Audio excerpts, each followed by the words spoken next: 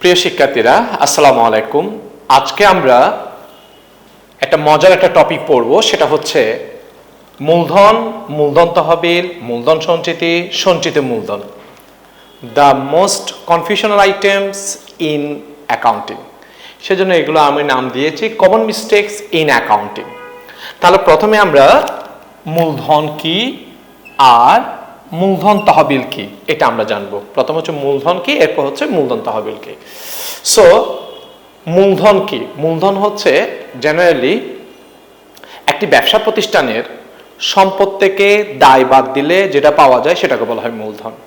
That means asset minus liability equal to honour security or capital. So সম্পদ থেকে দায় বাদ দিলে হচ্ছে মূলধন। আর মূলধন তহবিল কি? অব্যবসায়ী প্রতিষ্ঠানের প্রারম্ভিক সম্পদ থেকে প্রারম্ভিক দায় বাদ দিলে যেটা পাওয়া যায় সেটাকে বলা হয় মূলধন তহবিল। তাহলে মূলধন হচ্ছে ব্যবসা প্রতিষ্ঠানের সম্পদ থেকে দায় বাদ দিলে মূলধন, আর অব্যবসায়ী প্রতিষ্ঠানের নন ট্রেডিং কনসার্ন যেগুলো সেগুলোর প্রারম্ভিক সম্পদ থেকে প্রারম্ভিক দায় বাদ দিলে মূলধন তহবিল। মূলধনের ইংরেজি হচ্ছে ক্যাপিটাল, আর মূলধন তহবিলের ইংরেজি হচ্ছে ক্যাপিটাল ফান্ড। তাহলে আমরা এই দুটো বিষয় জানলাম। এবার আমরা যে বিষয়টা জানবো সেটা হচ্ছে, একটা হচ্ছে মূলধন সঞ্চিতি, আরেকটা হচ্ছে সঞ্চিত মূলধন। মূলধন সঞ্চিতির ইংরেজি হচ্ছে ক্যাপিটাল রিজার্ভ, আর সঞ্চিত মূলধন বা সংরক্ষিত মূলধন ইংরেজি হচ্ছে রিজার্ভ ক্যাপিটাল। মূলধন সঞ্চিতি কি? মূলধন সঞ্চিতি হচ্ছে মূলধন জাতীয় লাভগুলো যে ফান্ডে জমা রাখা হয় সেই ফান্ডের নাম হচ্ছে মূলধন সঞ্চিতি। মূলধন জাতীয় লাভগুলো যে ফান্ডে জমা রাখা হয় সেই ফান্ডের নাম হচ্ছে মূলধন সঞ্চিতি। তাহলে মূলধন জাতীয় লাভ কোনগুলো? একটা হচ্ছে সম্পত্তি পুনর্মূল্যায়নজনিত লাভ। আমার একটা সম্পত্তি আমি কিনেছি, আমি একটা জমি কিনেছি 5 লাখ টাকা দিয়ে, এরপর দেখা যাচ্ছে এটার পাশে একটা হাইওয়ে রোড হয়ে গিয়েছে, সেই জমির দাম 20 লক্ষ টাকা হয়ে গিয়েছে। তাহলে সম্পত্তি পুনর্মূল্যায়নজনিত লাভ। এরপর হচ্ছে ব্যবসায়ের প্রাক নিবন্ধন মুনাফা। অনেক সময় দেখা যায় কি, আমার একটা ব্যবসা আমি আরেকজন নামে হ্যান্ড ওভার করছি, ওর নামে নিবন্ধন হতে হতে চালু একটা ব্যবসা কিনেছে, ওইখান থেকে 2-3 মাসের সে যে প্রফিটটা করবে এটাকে বলা হয় ব্যবসায়ের প্রাক নিবন্ধন মুনাফা। এটা একটা ইরেগুলার একটা ইনকাম, সেজন্য এটাকে বলা হয় একটা মূলধনী মুনাফা, মূলধন জাতীয় লাভ। এরপর একটা হচ্ছে বাজেয়াপ্তকৃত শেয়ার পুনর্বিলিজনিত লাভ, যেটা সাধারণত ব্রিটিশ সিস্টেমে দেখা যায় যে একজন থেকে একটা শেয়ার বাজেয়াপ্ত করে ফেলছে, সেটা আবার আরেকজনকে হ্যান্ড ওভার করছে, মাঝখানে যে প্রফিটটা হবে সেটাকে বলা হয় সেটা হচ্ছে বাজেয়াপ্তকৃত শেয়ার পুনর্বিনিয়োজনিত লাভ। তাহলে এই জাতীয় মূলধন জাতীয় লাভগুলো যে ফান্ডে জমা রাখা হবে সেই ফান্ডের নাম হচ্ছে মূলধন সঞ্চিতি। এরপর হচ্ছে সঞ্চিত মূলধন। সঞ্চিত মূলধনটা কি?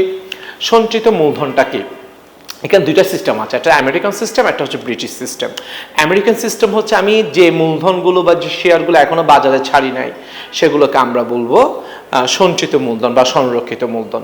তবে সঞ্চিত মূলধন বা সংরক্ষিত মূলধনটা খুব বেশি ক্লিয়ারিফাইড করা হয় সেটা হচ্ছে ব্রিটিশ অ্যাকাউন্টিংয়ে। আর আরেকটা বিষয় মাথা রাখতে হবে, আমেরিকায় কিন্তু শেয়ারের টাকা একসাথে নিয়ে ফেলা হয়। অর্থাৎ একটা শেয়ারের দাম যদি 100 টাকা হয়, তাহলে আগে আমাকে 100 টাকা ডিপোজিট করতে হবে, তারপর আমি আপনাকে শেয়ার দিব। কিন্তু ব্রিটিশ সিস্টেমে হচ্ছে কিস্তির মাধ্যমে টাকাটা নেওয়া হয়। 1 কিস্তি, 2 কিস্তি, 3 কিস্তি, 4 কিস্তি, এভাবে করে টাকাটা নেওয়া হয়। আমরা জিনিসটা একটা বোঝার চেষ্টা করি। যেমন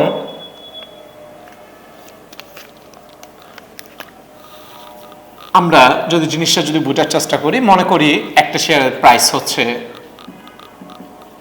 100 টাকা, যেটা শেয়ার আবেদনের মাধ্যমে আমরা নেব 10 টাকা, শেয়ার আবন্টনের মাধ্যমে নিব 20 টাকা, শেয়ার প্রথম তলবের মাধ্যমে নিব 30 টাকা, শেয়ার চূড়ান্ত তলবের মাধ্যমে নিব আমরা 40 টাকা। তাহলে টোটাল শেয়ারের প্রাইস হচ্ছে 100 টাকা। টোটাল শেয়ারের প্রাইস হচ্ছে 100 টাকা। তো এখানের মধ্যে এই যে 10 টাকা, এই 10 টাকা আমি যারা শেয়ার হোল্ডার তাদের কাছ থেকে আমি তলব করে ফেলেছি, চেয়ে ফেলছি। যেটা 20 টাকা সেটাও আমি শেয়ার হোল্ডারদের কাছ থেকে তলব করেছি, যেটা 30 টাকা সেটাও আমি শেয়ার হোল্ডারদের কাছ থেকে তলব করেছি। এই যে 60 টাকা, এই 60 টাকাটা আমরা শেয়ার হোল্ডারদের কাছে তলব করেছি, এটাকে আমরা বলবো তলবি মূলধন। তলবি মূলধন। এই যে 40 টাকা দেখা যাচ্ছে, এটা আমরা এখনো করি নাই, চাই নাই। এই যে চাই নাই, এটাকে আমরা বলবো অতলবি মূলধন। অতলবি মূলধন ব্রিটিশ সিস্টেমে। এই 40 টাকার মধ্যে আমরা ধরে নিলাম 30 টাকা আমরা সামনের মান্থে নিয়ে ফেলবো। সামনের মান্থে আমরা শেয়ার হোল্ডারদের কাছ থেকে 30 টাকাটা নিয়ে ফেলবো। কিন্তু 10 টাকা যতদিন কোম্পানি বন্ধ হবে না, যতদিন পর্যন্ত কোম্পানি বন্ধ হবে না, ততদিন পর্যন্ত শেয়ার হোল্ডারের কাছে জমা থাকবে। এই যে 10 টাকা যতদিন কোম্পানি বন্ধ হবে না, ততদিন শেয়ার হোল্ডারের কাছে জমা থাকবে। যেদিন কোম্পানি বিলোপ সাধন হবে, সেদিন আমরা তাদের কাছ থেকে চেয়ে নিব, যাতে আমরা থার্ড পার্টির ক্লেইমগুলো পরিশোধ করে দিতে পারি। এই যে 10 টাকা আমি রিজার্ভ করে রেখে দিলাম, এই 10 টাকাকে বলা হবে সঞ্চিত মূলধন বা সংরক্ষিত মূলধন। তাহলে সঞ্চিত মূলধন বা সংরক্ষিত মূলধনটা কি? ব্রিটিশ সিস্টেমে অতলবকৃত মূলধনের যে অংশটুকু বিলোপ সাধনের সময় তলব করা হয়, বিলোপ সাধনের আগে তলব করা হয় না, সেই মূলধনকে আমরা বলবো সঞ্চিত মূলধন বা সংরক্ষিত মূলধন বা রিজার্ভ ক্যাপিটাল। আশা করি কনসেপ্টটা সবারই ক্লিয়ার। ধন্যবাদ সবাইকে, ভালো থাকবেন।